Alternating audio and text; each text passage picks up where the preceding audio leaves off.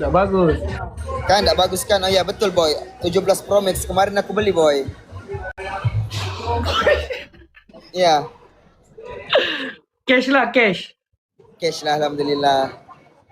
Gila, alhamdulillah. Belanja lah, pucat. Nanti boy pun boleh tuh insyaallah. Boleh insyaAllah. Mama syahadat sekarang ni pakai je lah dulu.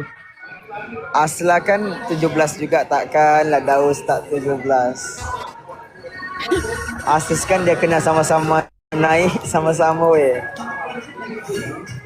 Tak apalah, insyaAllah aku boleh buat konten di tempat orang. Tapi tempat yang macam ngam tempat pula yang hari lain. ini macam Mama hari ini aku makan di sini tempat yang macam aku rasa best, vibe dia okey, rasa macam meraihkan sesuatu.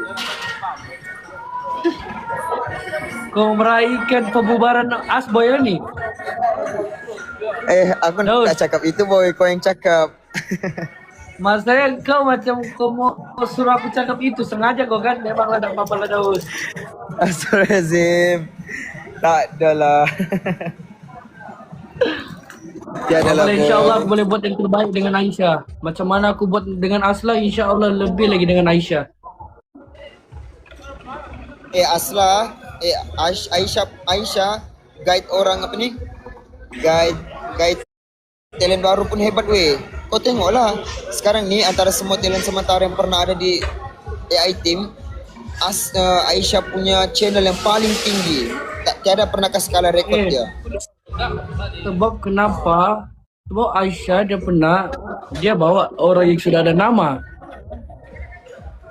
Kau Dia janganlah bawa insecure sangat Malkodo. downgrade-kan Malkodo diri itu kau. sudah dikenal satu Boy, Malaysia.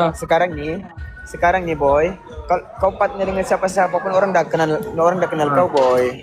Faham tak?